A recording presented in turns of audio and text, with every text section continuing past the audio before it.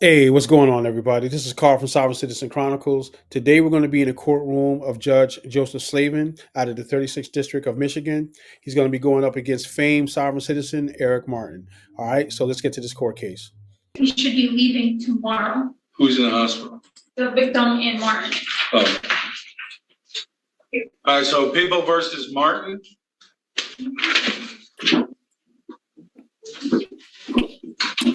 Good afternoon, Your Honor. Don Silva on behalf of the People, PA 7439. Nicholas Darren on behalf of the defendant, Mr. Martin, who appears before us via Zoom. Mr. Martin, if you could unmute yourself, state your name for the record. Okay,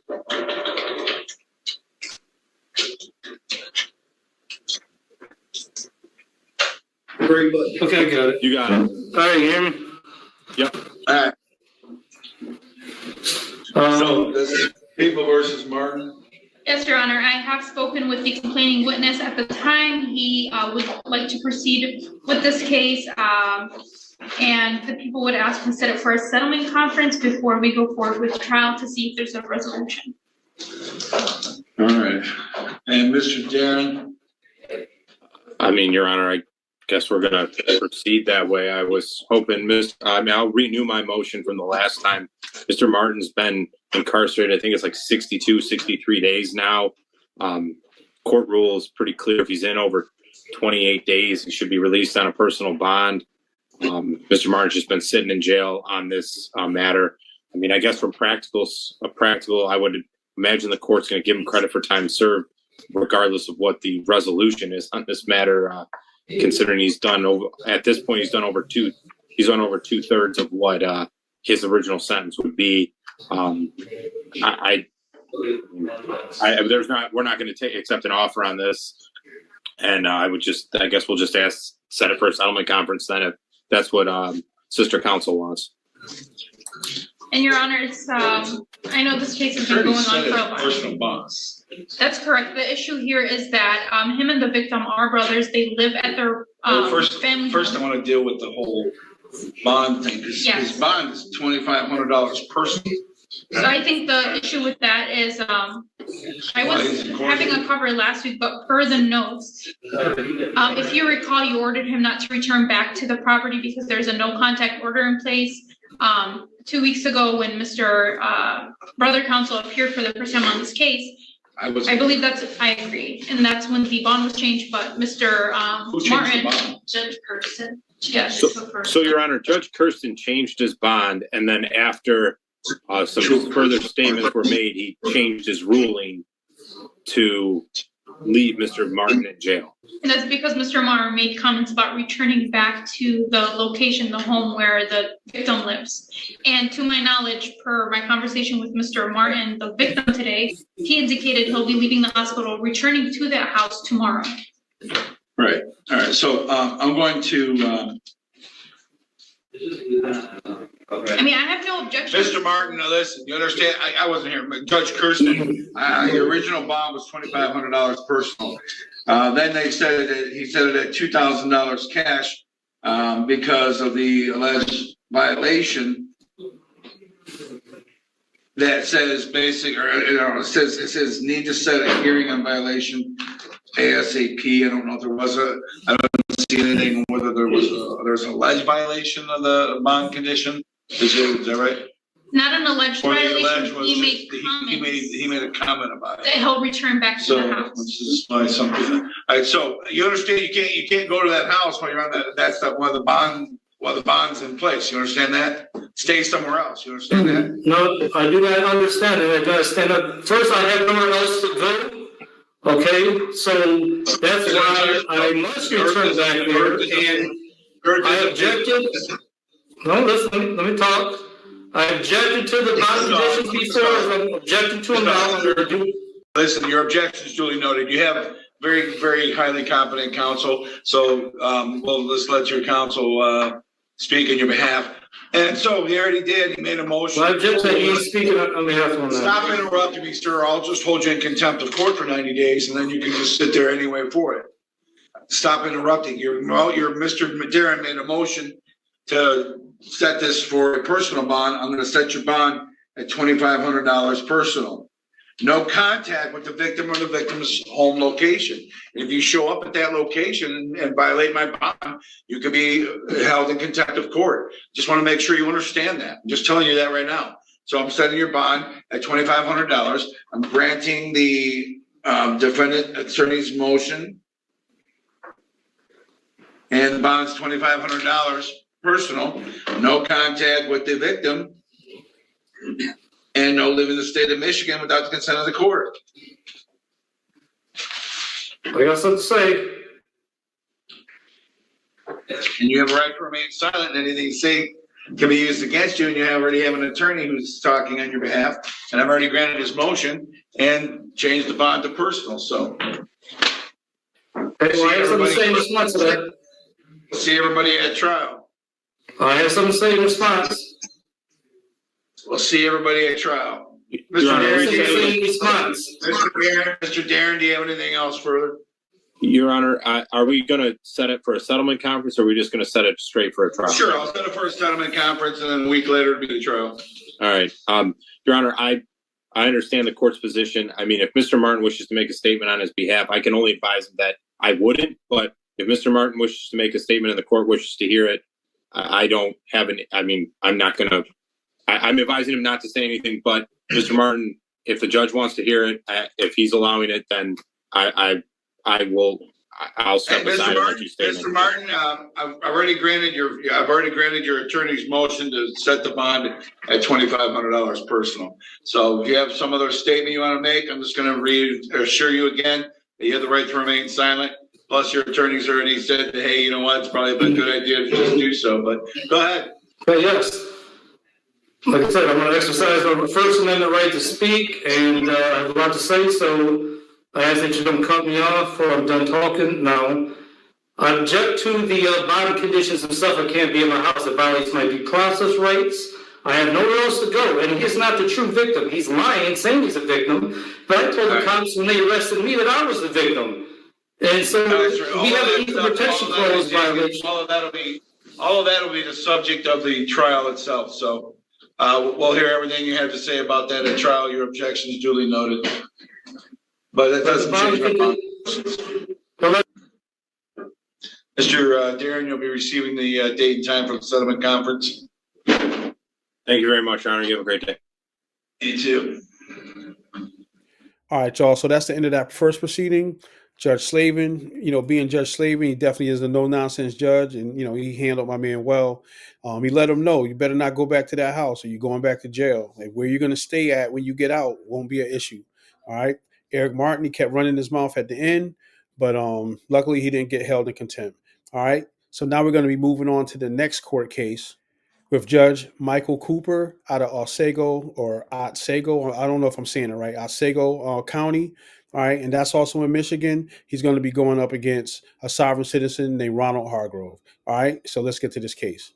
All right, Ronald Hargrove, file 2443189ST.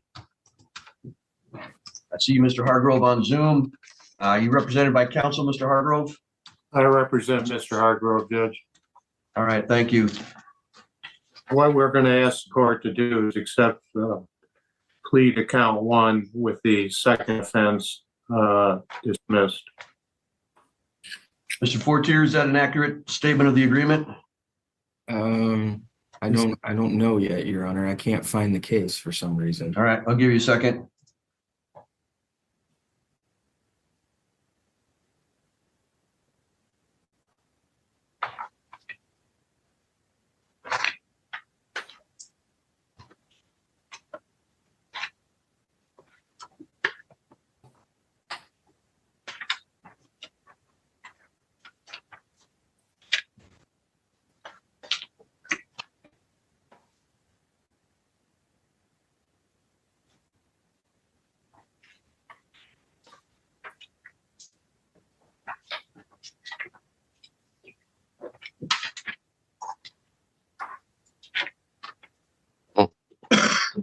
Excuse me.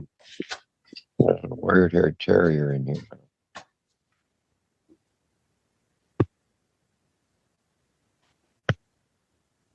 Someone needs to put themselves on mute for a moment. Mr. Right.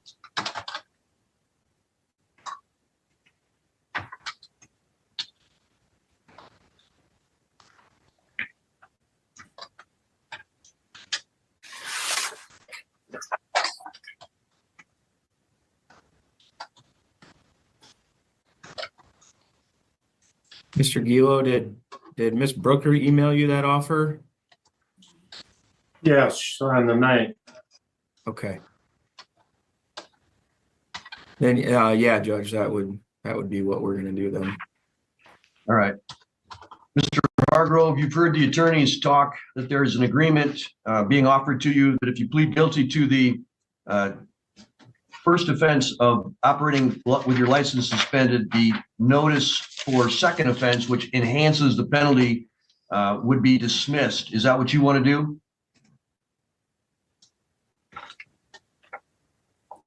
You're on mute now, Mr. Hargrove. You're going to have to take your, there you go. Is that what you want to do today?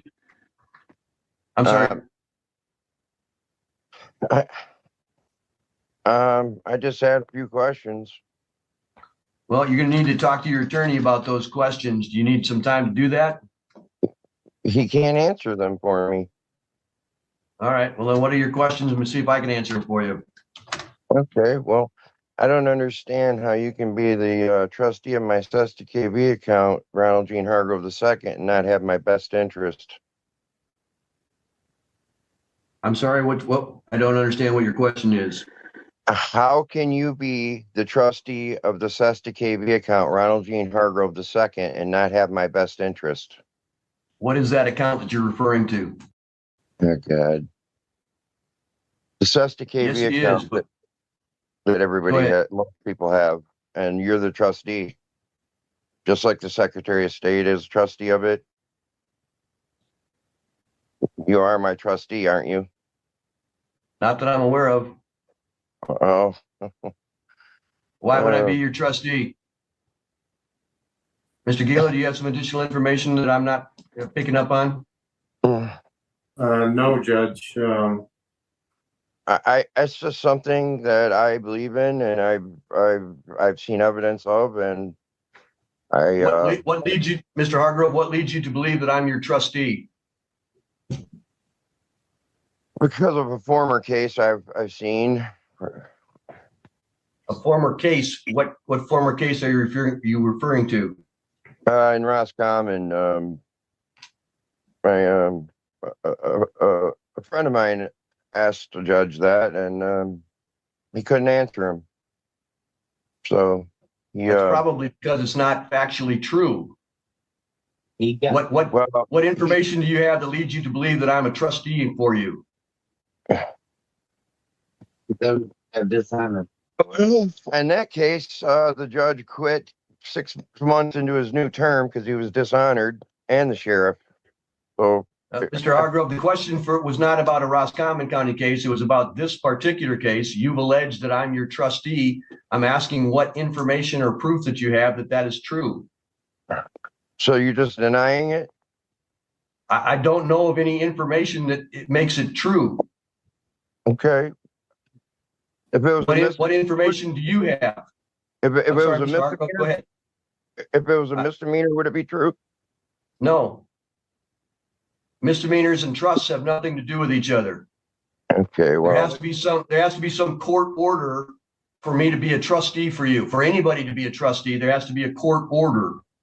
Do you have such a court order? no.